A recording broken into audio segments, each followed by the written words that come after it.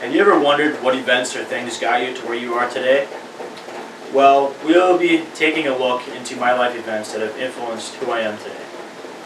We'll be talking about certain things about me, major choices and crossroads, and then, finally, we'll be talking about connections and contrasts to the book The Other Westmore and the film The 13th. Alright, so here's some random facts about me, just to break the ice, and so you better understand my life. I love football. I have 3 sisters. I'm the second oldest in my family. I have 2 pets. They're both cats. I've always wanted a dog, but my mom says she's allergic to dogs. I come from a high middle class family, so pretty much I've been given everything in my life, which I kind of regret now. I love to work out. Workout's a big passion in my life. I have 2 tattoos, right here and right there. I plan to get more later on in life. So those facts all relate to the foundations throughout my life. And some of the foundations are, I'm going to talk about my family. My dad is 48, my mom is 50. My dad's parents, so my grandpa is dead. He died of a heart attack 2 years ago. His mom is 72, and then my mom's parents, her dad is 70, her mom is 73. Alright, and now I'm going to talk about some occupations in my life. My dad is the CFO of Bongart's Creameries. My mom is a financial advisor for a company.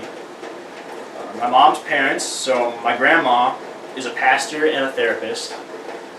My grandpa was a postal manager, and he was also in the United States Army during Vietnam. My dad's parents. My dad's grandpa was a fire chief, and he was also in the U.S. Air Force. My dad's grandma was an accountant. Alright, and then some living. I was born in Minneapolis, and I stayed there until I was 2 years old. Then I moved to Chicago, and I stayed there from 2 to 4. And then to Marshall, and I stayed there from 4 to 5. And then I moved to Elk River finally from 5 until I currently live there. Alright, and then some sayings in my family. My whole name is used if you're in trouble. So, Wesley Michael Crane, my mom would yell if I did something wrong. My dad had nicknames for everyone in my family. Mine was Buckshot. Don't ask me why I was called Buckshot, but I was. My attitudes, I'm usually short with people. Like if people babble on for a long time, I want to get to just the point. But I'm also sensitive and caring and compassionate. My mom has always said that about me ever since I was a wee little child. We used to watch The Land Before Time, and I'd cry every time the little dinosaur would lose his parents. And then some foods. I'll basically eat anything, but there's some things that I won't eat due to bad experiences. I won't eat meatloaf, just because I ate meatloaf a lot as a child.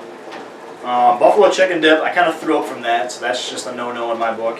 And then scrambled eggs, I ate a lot of that when I was in basic, and we'll talk about basic later on.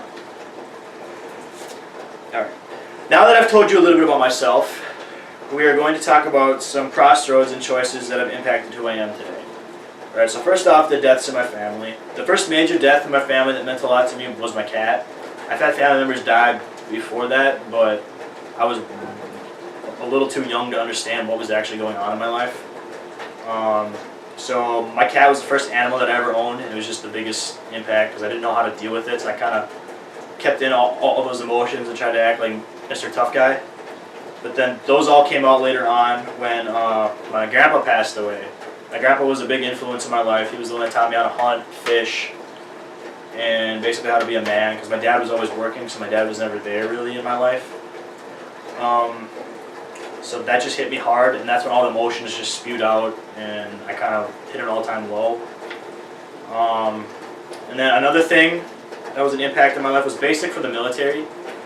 That just basically made me appreciate the little things in life, like a hot shower, getting a good night's sleep. Getting letters from family was another big thing that was going on there. You kind of felt alone, even though everyone else there was in the same circumstance that you were. So that was just big to me. And it just overall sucked. It was hot, it was muggy. Everything there wanted to kill you, pretty much. All the animals were either poisonous or very dangerous. That was down in Fort Benning, Georgia. Alright. So even though I still faced troubles in my life, I knew God had a plan for me. and I still turned out alright. Just like this kid named Wes Moore.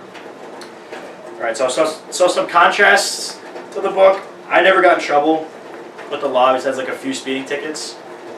I never grew up in a poor environment, unlike Wes.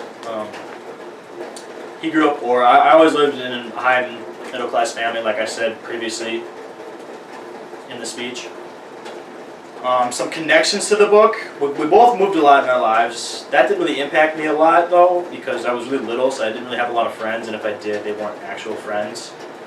I didn't really start making my friends until kindergarten.